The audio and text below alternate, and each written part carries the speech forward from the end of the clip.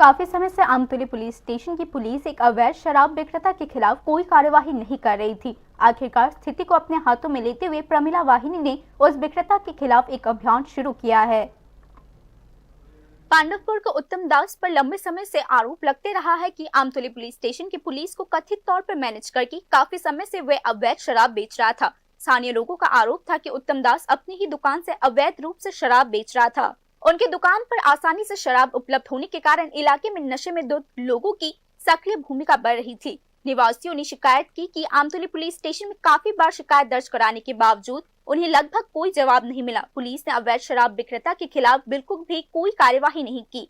आखिरकार शुक्रवार रात को कानून अपने हाथों में लेते हुए स्थानीय प्रमिला वाहिनी ने एक कथित तौर पर अभियान चलाया। कई स्थानीय युवाओं की मदद से उसकी दुकान से भारी मात्रा में शराब बरामद किया गया। देसी शराब खरीदते हुए एक ग्राहक को भी रंगे हाथों पकड़ा गया। उसने स्वीकार किया कि वह नियमित रूप से उत्तम दास से शराब खरीदता था।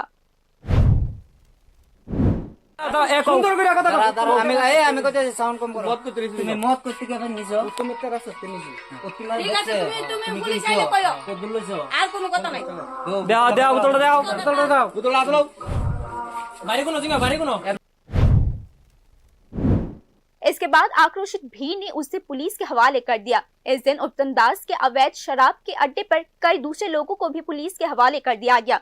महिलाओं ने चेतावनी दी है कि आने वाले दिनों में इलाके में नशीले पदार्थों और शराब बेचने वाले कई अन्य तस्करों के खिलाफ भी इसी तरह के अभियान चलाए जाएंगे। Bureau report, news now.